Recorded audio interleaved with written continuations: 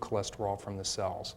And this kind of double whammy plays a key role in promoting macrophage foam cell formation in the artery wall.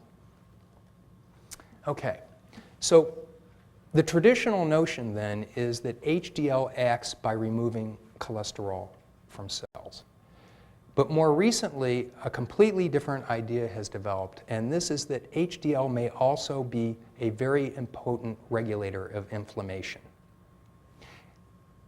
And there is evidence in both humans and mice, using, again, knockouts of specific proteins, that you can actually make forms of HDL that promote atherosclerosis or heart disease. And we call this dysfunctional HDL. So this is when HDL goes bad.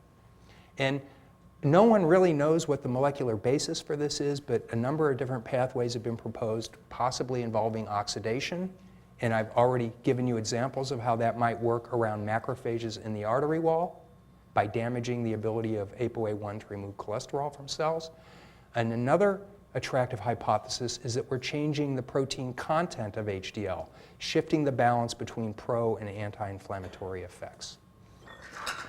So a number of lines of evidence strongly support this idea in mouse models of atherosclerosis. For example, if you knock out ApoA1, the major HDL protein in mice, and you make these animals have a high level of LDL cholesterol, they develop a systemic inflammatory response, and male mice actually go on to die from this disorder. And similar phenotypes, as we call them, or similar manifestations have been described in macrophages that have other defects in excreting cholesterol. And I think from a clinical perspective, very excitingly, in animal models of arterial inflammation, you can infuse HDL and actually block the white blood cell inflammatory response, suggesting that this might also have therapeutic implications in humans. So we became very interested in this area, and we thought that one potential way of trying to understand what this dysfunctional HDL was and how HDL might have anti-inflammatory effects was to look at the protein content of HDL.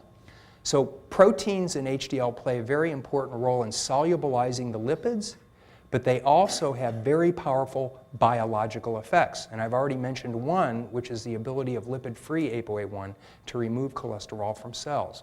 But there are many, many other potential biological effects. And so in order to try and understand this better at the molecular level, we again took advantage of mass spectrometry, in this case to analyze the protein composition of HDL in a very comprehensive and unbiased manner. So this is showing you the results of our initial studies of HDL, and this was a big surprise to us.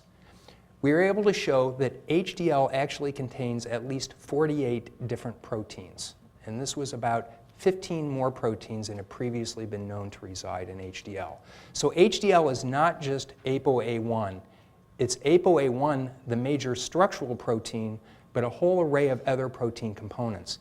Not all of these proteins are on the same particle. That's not what I'm arguing. In fact, what we really think is that this is a family of particles with very distinct protein composition. When we analyzed what these proteins were, as we anticipated, we had found every protein that had previously been implicated in lipid metabolism except for one, a protein that's present at very low concentrations in HDL. So this was very nice because it was a positive control. It meant that we could find what was already known to be present in the HDL. The first big surprise was there are more acute phase response proteins in HDL than proteins involved in lipid or fat metabolism. The acute phase response is something that happens in animals and humans when they have an infection or a fever, and it dramatically changes the protein composition of your blood, we think to fight off invading pathogens. The fact that so many proteins in HDL are regulated in the acute phase response strongly implies that it's involved in the inflammatory pathway. We also found two protein families that had not previously known to reside in HDL, a series of proteins that are called proteinase inhibitors. Proteases are proteins that degrade other proteins. This is very important in host defense mechanisms, but it's also thought to play a role in triggering plaque rupture and clot formation in atherosclerosis. And so this again links HDL both to inflammation and potentially to atherosclerosis. And then another set of proteins that regulate complement. And complement is a family of proteins that reside in your blood that constitute the first line of defense against invading pathogens. So we think that collectively these observations suggest that HDL plays a very important role, not just in lipid metabolism, but in inflammation and host defense mechanisms against invading pathogens. There's already abundant evidence in the scientific literature that supports this hypothesis that's been largely ignored by us lipoprotein biologists. I think a particularly interesting example is something that was originally described as a trypanosome lytic factor. So a trypanosome is a parasite that resides in certain regions of Africa, and it causes a very specific disease in humans. And what was discovered was that there was a factor in blood that could kill the trypanosome. And this factor was subsequently shown using biochemical approaches to consist of ApoA1, the major HDL protein, another protein in HDL called haptoglobin-related protein, and another protein called ApoL. And in the test tube, we can reconstitute this killing system just by mixing the purified proteins together.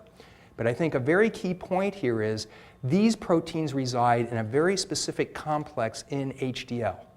They're not floating around. This is not a random distribution of these proteins. These three proteins exist in a specific macromolecular complex. Well, the relevance of this to human biology was not really clear. This was all test tube biology. But as I've emphasized, a key component of this killing complex is ApoL. And 2 years ago, a case report appeared in the New England Journal of Medicine of a human who was infected with a form of trypanosomes that has only been observed to infect cows before.